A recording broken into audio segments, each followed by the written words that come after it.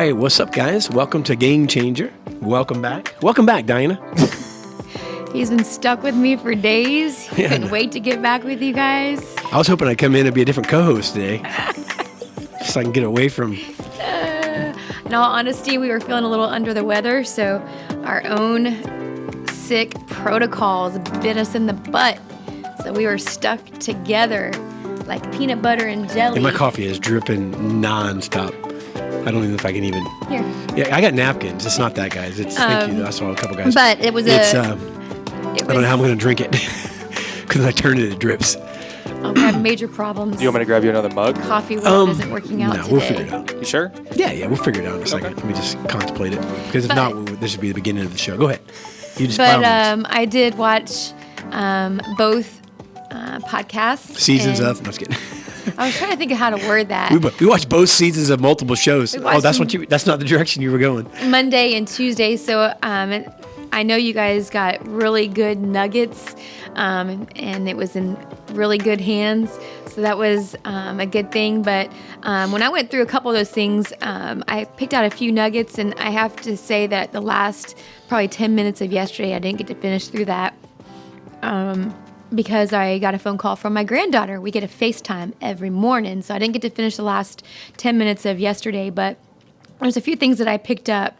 And one thing was sometimes we view transition as pushing us towards something, and sometimes God uses it to push us away from some things. And I thought that was a really good comment. We view transition as getting us to something, but sometimes God uses transitions to get us away from something. And that's such a good, that's the goodness of God and the grace of God and the mercy of God. He knows better than we know. And so we view it as, hey, I'm going to this next place. But he's saying, no, I'm taking you out. I'm plucking you out for such a time as this. So I thought that was a really good one. Also, we often want change because we view it as getting us to a place that we want to be, our perspective, the goal or the outcome, but we don't want the process. We always feel that way, right? We want to get to where we say we're headed, right? We have a goal, we have a vision, we want to get there. But it's when we start going through that process, we don't want it because sometimes it's uncomfortable. But the thing of it is, and this is what I kind of put this, the process often purifies us, grows us. Sometimes it deconstructs us and brings us back to basics so that God can rebuild stronger. So, don't despise the process because it is working for you. He works all things for your good, even the process, so trust it.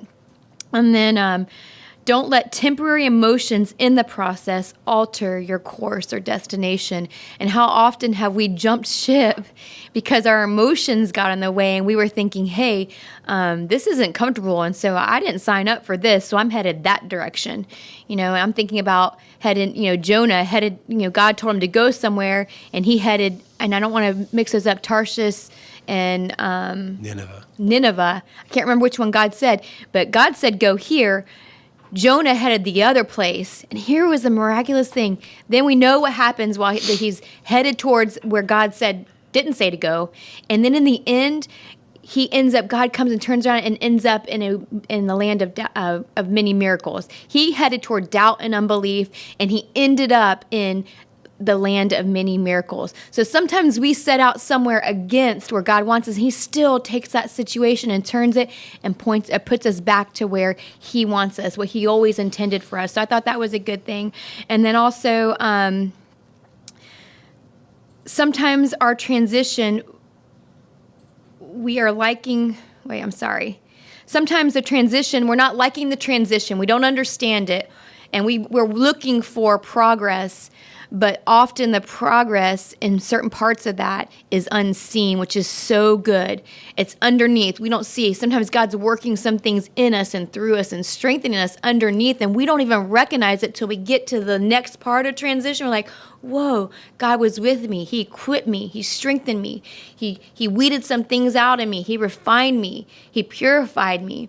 He revived me. He instilled new faith. He let faith rise in this season. So I think we got to trust God, right, in the season, no matter where we're at, wherever we're at in that process of transition, trust God, but seek him in it so that we don't jump ship with emotions, but we stay steadfast. And there's one other thing, Walter said it yesterday, and it was sometimes it's not our doubt that gets us off course. It's the doubt of others. So be careful who you allow to speak into your life.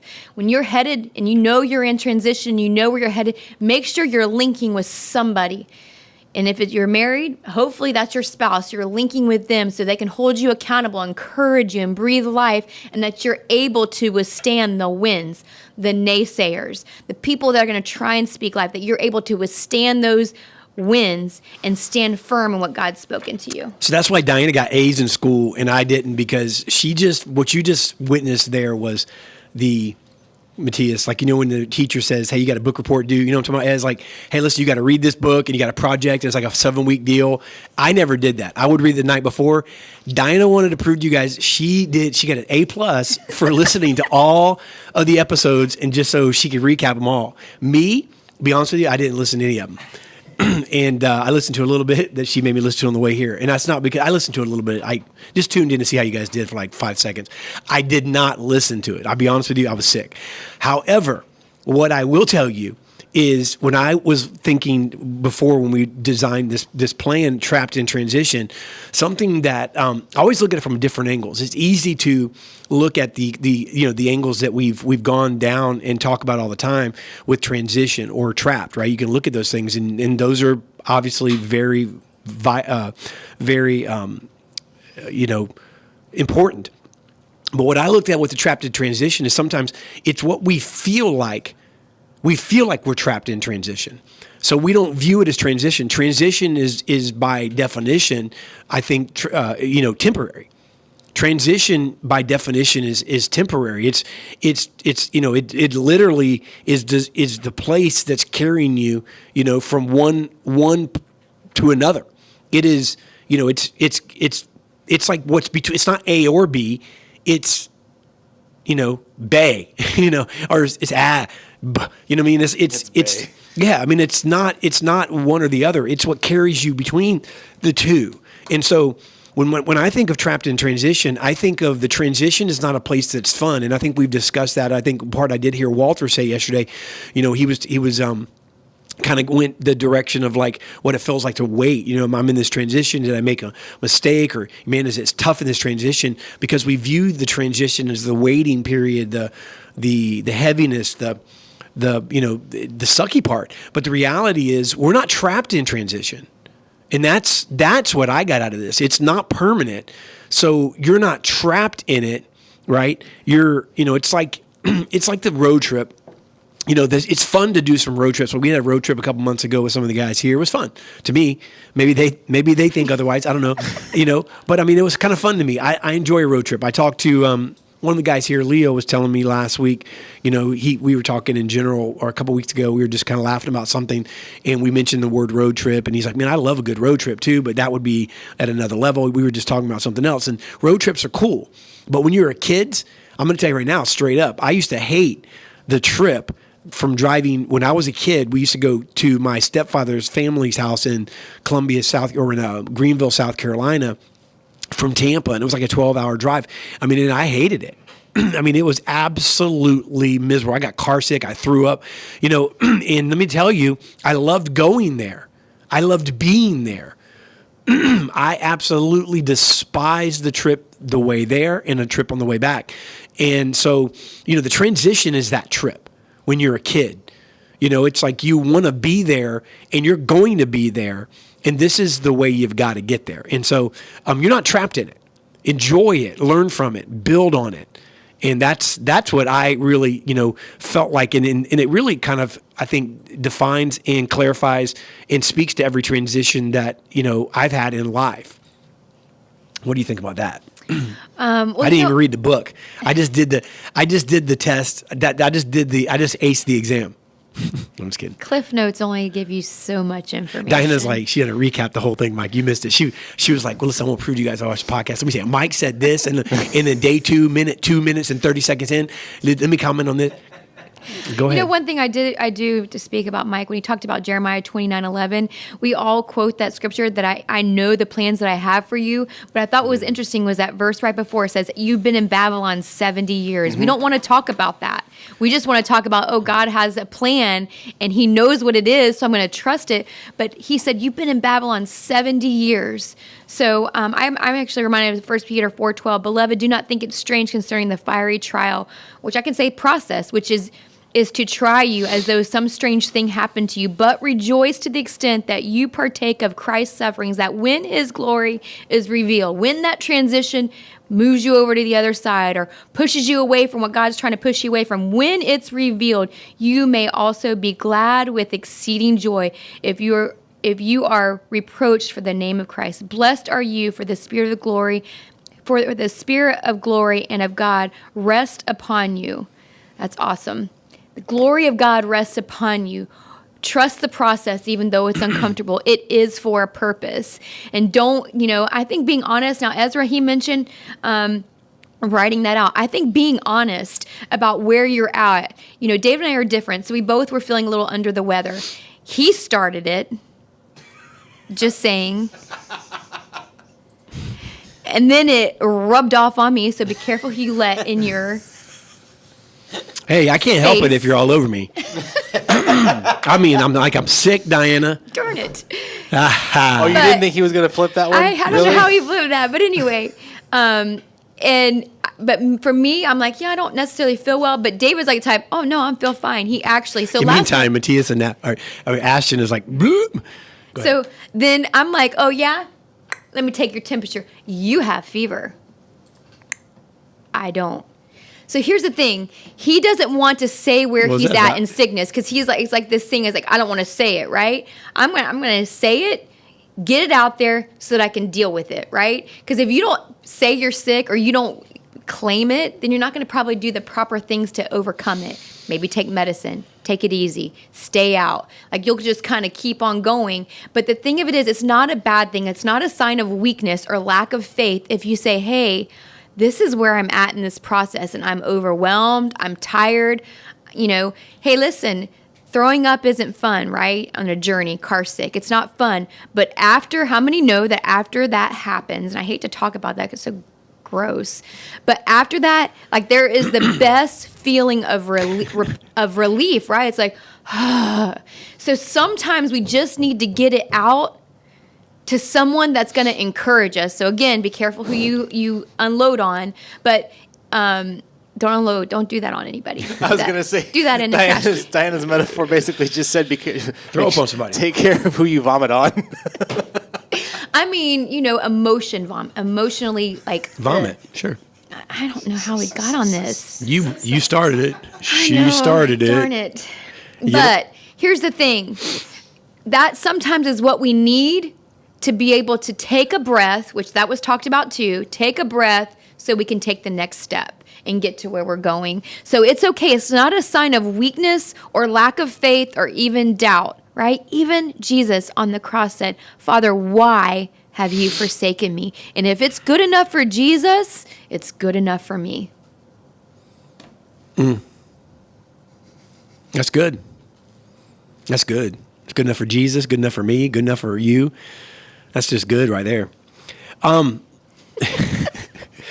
Good stuff. What do you guys think? We're back, guys. What do you guys think? You guys think good stuff, man? You guys listening? Trapped in transition? Honestly, I was thinking about it this morning because yesterday morning, I thought Dave was going to be here, and Dave texted me at I want to Like say 10 minutes it was before like the podcast. it was like 7:10. I was getting ready to leave my house, and Dave goes, "Won't be in today." Nothing else behind it. Just, hey, I won't be in today. Oh, fortunately, somebody had Walter. It was funny. Walter actually talked to me right before I left Monday, and he says, "Hey, if Dave's not going to be back, let me know. I wouldn't mind filling in on the podcast." I was like, "All right, timing worked out on that perfectly." And yesterday, I asked Walter. Hey, by the way, remember what you said yesterday? It's on today. Well, it made me laugh because yesterday I was like, hey, just in case.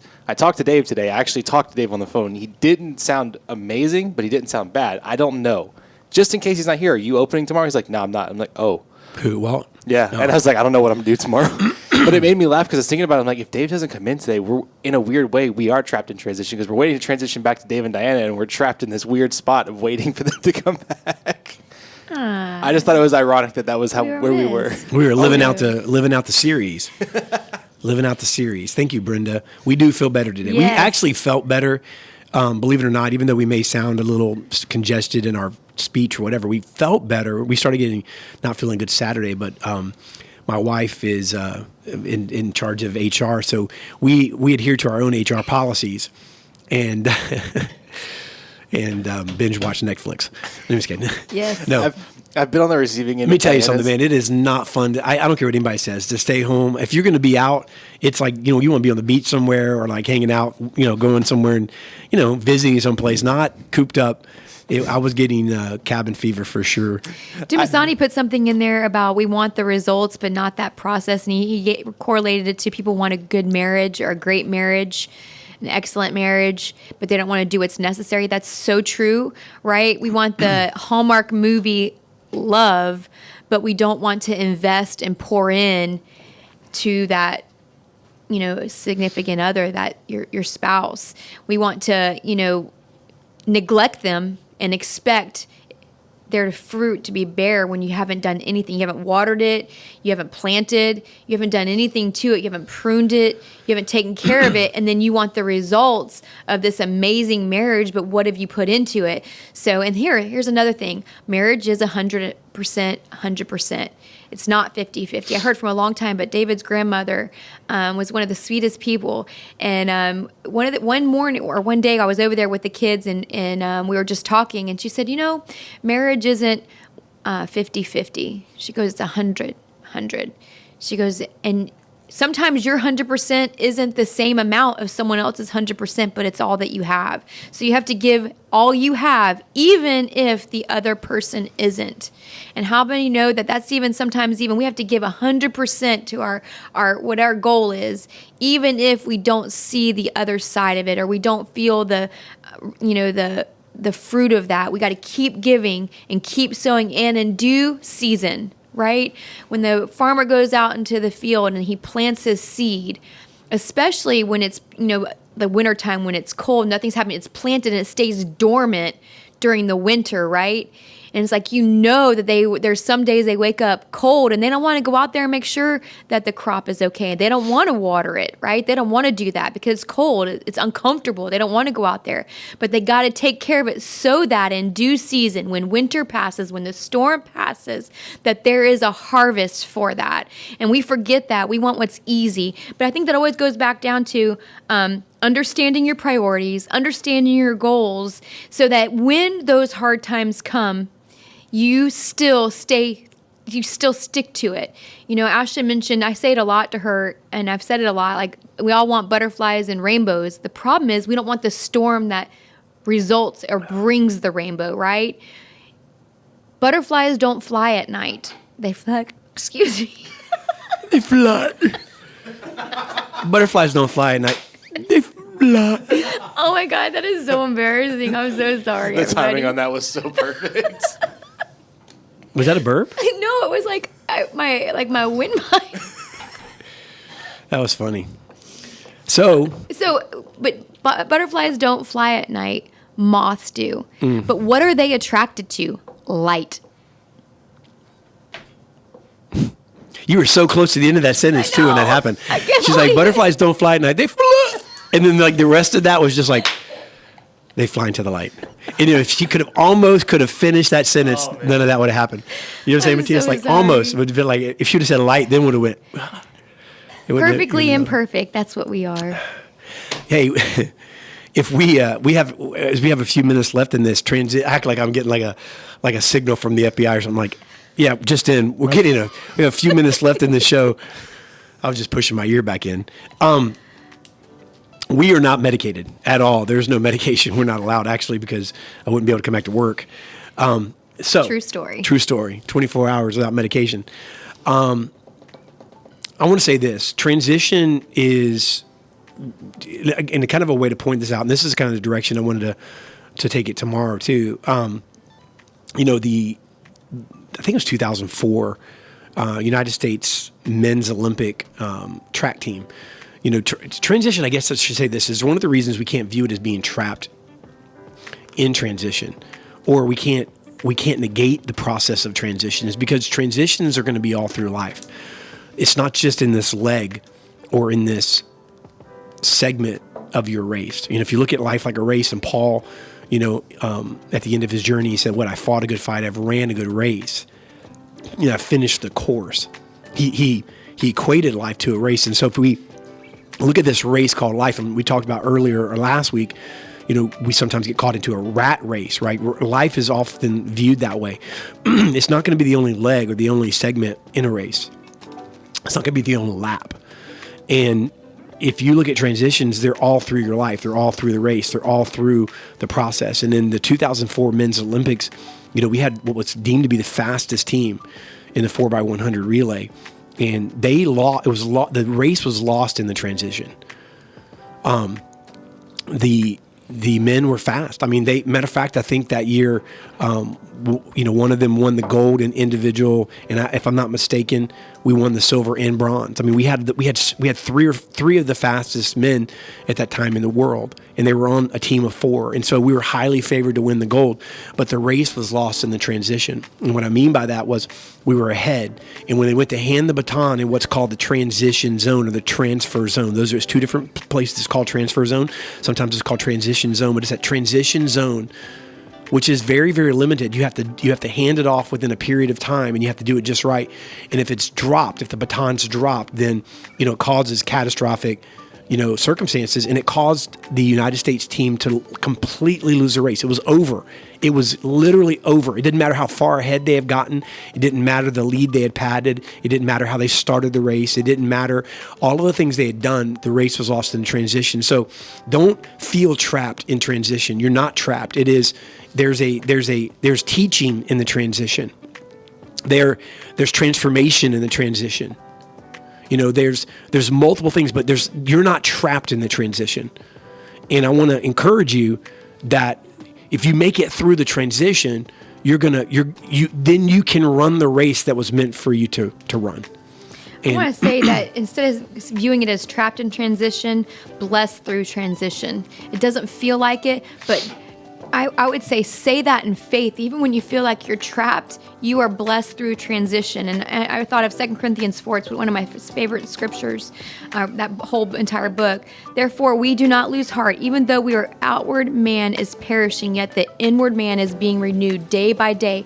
In our transition, sometimes we feel like we are outwardly perishing, that all odds are against us.